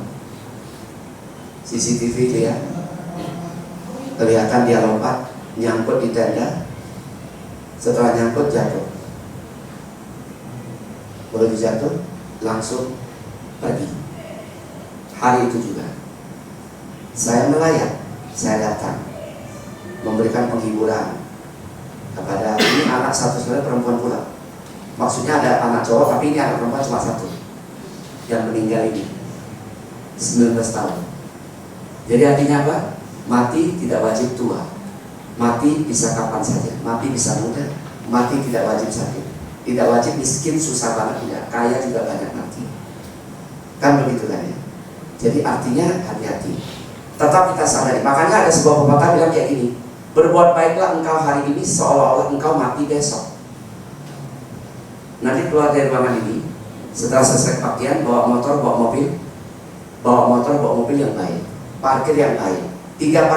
Tempat parkir ada 3 tempat, kita parkir pinggir-pinggir supaya yang lain bisa parkir di tempat yang lain. Jangan kita di tengah-tengah, dapatnya 2 mobil, 1 mobil nggak bisa masuk. Hidup itu sesederhana itu sebetulnya. Betul nggak sih? Lu berbuat baik kayak gitu aja. Jangan pinggir-pinggir. Jangan sampai orang klakson kita. Itu juga berbuat baik. Karena kita nggak tahu besok kita masih ada apa enggak. Betul tidak? Kok ceritanya jadi sedih banget ya? Ini langsung merenung ya kan? Wah ini kayaknya udah buku ya ini. Kayaknya saya ini sudah tak lama kayaknya ini ya. Memang kadang-kadang gini, di Tibet katanya, di ajaran Tantra itu kematian menjadi tema utama yang terus-menerus dia ceramahkan. Saya sampai bingung. Makanya di satu wihara pernah minta saya, Pak, ceramah tentang kematian dong. Enggak lah. Di Tantra itu jadi tema utama dan pertama loh. Kematian terus. Lama-lama gua pikir kapan hidupnya kita ini. Mati terus dibahas. Mati terus ini masih ada hidupnya kan, jangan ego besar, masih ada. Ini lu kalau mati. Kalimatnya seram dan menyeramkan. Oke, lanjut ya, sedikit lagi ya. Oke, tujuan akhir semakin mendekat. Ibu bapak, ego. Kenapa saya sarankan ya? Kita harus mengecilkannya dari sekarang. Kenapa? Semakin kita menua, mata sudah kabur. Ya kan ya? Apalagi itu? Gigi sudah palsu semuanya. Mata sudah kabur, omongan sudah ngelantur. Ya kan ya? Pinggang sudah sering sakit, ginjal sudah sering sakit, lutut sudah sering sakit. Ya kan, sudah mendekati kubur.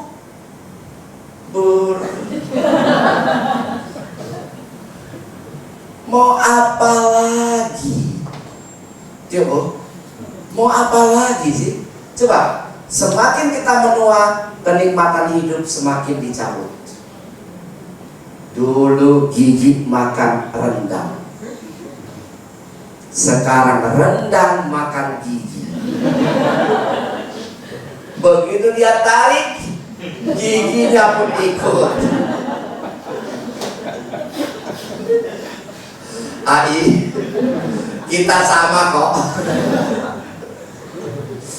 Jangan khawatir, palsu sana palsu sini. Dunia sudah penuh kepalsuan. Begitu panitia bilang, Pak ini enak Pak makanannya, gua lihat ini kok nyangkut bagaimana. Kenikmatan makan sudah berkurang. Yo, betul kan ya? Coba dulu makan di usia kayak gini, gigi masih banyak, masih rata. Ya kan, begitu di atas gocap. Ya kan, begitu dia sampai di rumah kita ngobrol sama dia, ya kan, angin pun keluar semua. Tak ada lagi garasi depan. Ternyata garasinya sudah dia celupkan ke air. Coba, kita sadar nggak itu? Makin menua, gigi pun sudah tak ada. Mau ngapain lagi? Makanya anak-anak kalau beli makanan tuh orang tua, bubur aja, paling aman. Bubur polos dengan cakwe, bubur dengan ayam nyangkut sana sini. Begitu dia buka giginya, dia akan gigi makan apa, ayam makan giginya. Udah nempel di mana-mana. Coba, betul tidak? Kenapa saya perlu menyampaikan ini? Karena saya sudah pada tahap itu juga ya. Jadi gigi sudah mulai protol, sudah mulai tanggal, sudah mulai lepas sama sini, palsu sana, palsu sini-sini. Saya punya teman satu ya, kalau tidak bilang saudara, itu semua gigi tak ada, tapi orangnya berada. Gigi atas bawah tak ada, tapi dulu ya, pertanyaan, kenikmatan hidup dapat nggak dia? nggak dapat. Atas bawah tidak ada. Saya kenalkan dengan dokter gigi saya yang harganya ekonomis, ya kan, ya, ada di Tanjung Duren. Ya, habis ini mungkin ada yang mau tanya saya di mana itu dokternya itu kan. Ini harganya ekonomis karena dokternya sendiri, semua sendiri, nggak ada asisten, semua sendiri, orang bayar. Jadi saya coba kamu di sini dulu, mudah-mudahan jodoh ya, mudah-mudahan jodoh. Pasang semua gigi. Jauh lebih murah, separuh harga atau berapa saya lupa, pokoknya jauh lebih murah. Bisa pakai nggak saya tanya? Bisa, tapi pelan-pelan. Ini lebih mendingan daripada yang sebelumnya. Karena sebelumnya dia pasang tempat lain mungkin ya, yang nggak bisa dipakai itu. Dalam hati saya, lebih nikmat mereka yang tukang becak, lebih nikmat mereka atas siapapun yang profesi dan posisi dan gajinya tidak tinggi, tapi bisa menikmati nasi padang dengan nikmat sambil angkat kaki sebelah. Betul nggak? Sambil menikmati teh panas, duduk di bawah pohon yang rindang, tidak ada persoalan kolesterol, ya kan, lemak darah, gula, tak ada. Dia nikmat aja. Giginya pun masih bagus. Lebih nikmat dia sebetulnya kehidupan ini, betul tidak? Orang kaya gigi tak ada.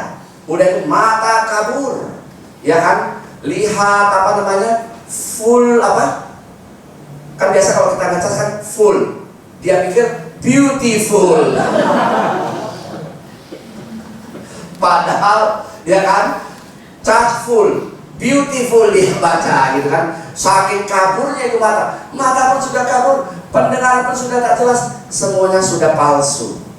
Nah itulah hidup ini saudara sekalian. Nah kalau sudah begitu, pertanyaannya, apa lagi yang mau disombongkan? Saya cerita ya. Mudah-mudahan ini tidak menjadi cerita yang menakutkan buat Anda ya. Ini hanya untuk refleksi aja. Saudara, saya melihat asisten saya itu ketika begitu meninggal kan saya ditelepon anaknya kan. Jadi saya langsung datang ke Bogor, iya kan, langsung bawa kendaraan sendiri karena ada sopir saya dulu yang saya pengen bawain saya karena supaya saya aman. Kondisi pikiran kan pasti kacau ya, nggak terhubungi ya saya bawa sendiri mobil 80, 100, 110, 80 main minggir-minggir di tol sampai 1 jam. Pertama kali dalam sejarah hidup saya baru saya menyadari kehidupan manusia kayak apa. Ketika jenazah dimandikan, saya paling takut lihat jenazah. Mungkin ada yang lihat ya, betul ya? Ke rumah duka kan ada orang yang nggak berani lihat mukanya kan? Betul nggak? Takut kebayang. Dan itulah saya sebelumnya. Tapi di situ saya karena mungkin sudah dari dulu kan 22 tahun ya, sejak saya menikah dengan istri saya, sudah asisten saya tuh yang dulu koneksi dengan sini kan. Jadi anaknya tunggal, ibunya sudah pulang kampung. Saya melihat proses pemandian itu. Ya saya tidak berani ikut ya. Tata caranya kan saya nggak ngerti, saya nggak berani ikut. Orang rumah sakit yang memandikan, setelah dibacakan doa secara agama mereka, saya di situ. Ya Pak silakan kalau mau lihat Pak, saya kawal. Disitulah saya lihat saudara yang saya ceritakan tadi itu. Ini maaf ya, kalau anda agak ngeri tutup kuping aja. Tapi ini nggak ngeri lah, tapi artinya gini. Saya lihat betapa itu dimandikan, bolak-balik disabuni, disapu. Mereka memandikan biasa saja, karena udah biasa kan. Dan saya berpikir ya, oh nanti kira-kira kalau saya meninggal kayak gini lah ya. Artinya udah nggak ada. Jadi ego, berlian yang ada di leher kita, di telinga kita, jari manis, jari tangan, gelang macam-macam, gak ada artinya. Bersih semuanya, dimandikan, dibolak-balik, ditutupi selai kain saja sedikit. Selesai itu saya dengan, tadinya saya mau foto, mau video jadi kenangan, tapi saya pikir nggak usah. Mungkin karena nggak sanggupnya melihat itu ya. Sambil saya merenungkan gitu, kehidupan manusia kayak gitu. Selesai mandi semuanya, saya tidak berani berkata apapun di ruang itu, diam aja. Ya pemularasan ya namanya bahasa Indonesia-nya. Jadi saya selesai dikeringin, nggak saya ceritakan ini supaya kita ngerti ya. Mudah-mudahan bisa mengurangi ego nih. Selesai dikeringin dengan handuk mereka, dimasukkan ke peti jenazah karena ini Katolik kan. Masukkan ke peti jenazah. Sebelum dimasukkan, karena dia boleh berpakaian kan, dipakaikan baju putih. celana hitam, sarung tangan, jasnya sudah nggak muat. Saya ditanya, Pak ini nggak muat jasnya Pak, bagaimana Pak? Yang ada ini Pak satu jaketnya yang bisa muat, udah Pak pakai itu aja Pak. Saya menjadi perwakilan keluarga jadi kan, nah, udah kayak keluarga memang, pakaikanlah itu. Betapa sulitnya memakaikan itu semua ke satu jenazah. Sudah, begitu dipakaikan semuanya, nanti kita akan semua kayak gitu. Pakaikan, sarung tangan dipasang, sepatu dipakai, rosario diletakkan di tangannya. Rosario ya, tasbih lah ya. Kita akan sebutnya tasbih itu, letakkan di situ. Kemudian ditutup, belum dikunci, menunggu keluarganya kan. Saya teleponin keluarga di kampung kan, ibunya supaya datang ke sini melihat gitu kan. Proses itu membuat saya semakin sadar dan relate dengan tema ini, bahwa hidup ini apa sih yang dicari? Lu nyakitin orang, mati lu terbujur kayak gitu, nggak bisa ngapa-ngapain. Lu nggak bisa ngapa-ngapain. Yang bisa menyelamatkan lu ya dirimu sendiri, karmamu. Kalau lu banyak benci orang, merendahkan orang, menghina orang, betul nggak? Lu akan bawa itu. Sampai tutup, dibawa ke rumah almarhum di Bogor itu. Sampai di situ saya temenin, saya tungguin sampai tetangganya udah banyak datang dari pihak. Nah, satu hal yang saya kagumi dari mereka ini ya, dari komunitas mereka itu, begitu saya tiba di situ langsung sudah banyak. Komunitas mereka itu sudah banyak. Which is saya nggak tahu ya di komunitas Buddhis begitu enggak. Tapi sepanjang pengalaman saya mungkin nggak banyak yang begitu. Betul nggak? Mereka langsung di situ, saya begitu terharu melihatnya. Kalau begini saya bilang sama putranya, Uncle balik dulu Jakarta karena Uncle besok ada kerjaan di Jakarta dulu. Nanti setelah itu baru Uncle balik lagi. Tetangganya banyak. Dan dari komunitas mereka itu paroki ya, datang semua saudara. Saya titip pesan sama kepala ketuanya, Pak tolong dibantu ya Pak ya, saya nanti ini nomor telepon saya Pak, ada apa-apa Pak tolong koordinasi dengan saya gitu. Jadi biar apa-apa masalah entah mau di apa namanya, yang di perlama itu namanya dia Pak, diformalin, membiaya semua kan. Ya udah nanti telepon saya, tolong Pak bantunya Pak ya. Saya minta tolong sekali karena keluarganya nggak ada di sini. Saya harus balik ke Jakarta karena besok sudah ada kerjaan yang harus saya kerjakan. Nggak bisa saya tunda, itu udah saya janji, komitmen saya harus saya tunaikan 1 jam di Jakarta. Habis itu saya balik. Nah, jadi sudah sekalian, kita nggak tahu kapan giliran kita yang dapat perlakuan begitu. Gitu. Setelah kita nggak ada itu, diri sendiri begitu udah nggak bisa ngapa-ngapain.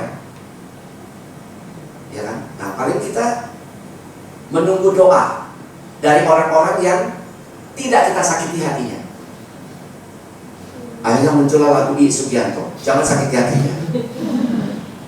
Kita sakiti hati orang, begitu kita mati disyukur-syukuri orang kita. Betul tidak? Untung cepat mati dia. Bukannya malah ini kasihan ya, orangnya baik loh, selama hidup dia baik sekali. Pernah itu kasih saya makan mie 1, ya kan? Saya pun masih ada utang sama dia goceng. Nggak pernah dia tagih sampai sekarang. Kalau ada yang begitu saudara, Anda tahu orang yang sudah meninggal, Anda datangi. Ini benar loh. Anda kalau ada orang meninggal, Anda masih utang sama dia, nanti kehidupan mendatang itu akan ketemu lagi. Lebih bagus Anda selesaikan. Kalau misalnya utang berapa gitu, sama keluarganya bilang, saya punya utang ini sekian. Begitu saya tiba di rumah duka sebelum pemandian itu, guru dari sekolah Michael ini sudah kumpul semua. Kepala sekolahnya suster, Katolik kan ya, sekolah. Saya tanya pertanyaan satu, kepala suster, dan suster izin boleh tanya saya, almarhum ada utang enggak? Tuh, susternya panggil kepala TU-nya, Rami guru. TU-nya bilang, oh Bu sudah lunas, ini uang sekolahnya sampai Desember. berarti nggak ada utangnya. Ya udah, terima kasih ya Bu ya. Supaya almarhum perginya mana? Betul nggak? Kalau dia berutang, apalagi kita berutang, orang meninggal, oh mitohun, utang lunas. Kehidupan mendatang kita ditagih. Caranya macam-macam. Kalau Anda punya uang, Anda berutang dan orang itu meninggal, datangi keluarganya, kasih dia. Pak, Bu, so maaf ya Bu, dulu saya pernah punya utang ini 1 juta.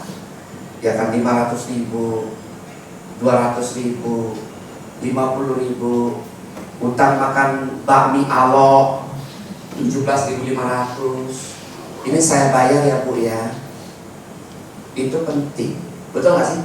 Supaya ketika kita pergi nanti, jangan tiba-tiba ingat utang sama almarhum belum bayar. Sebentar lagi gua yang almarhum.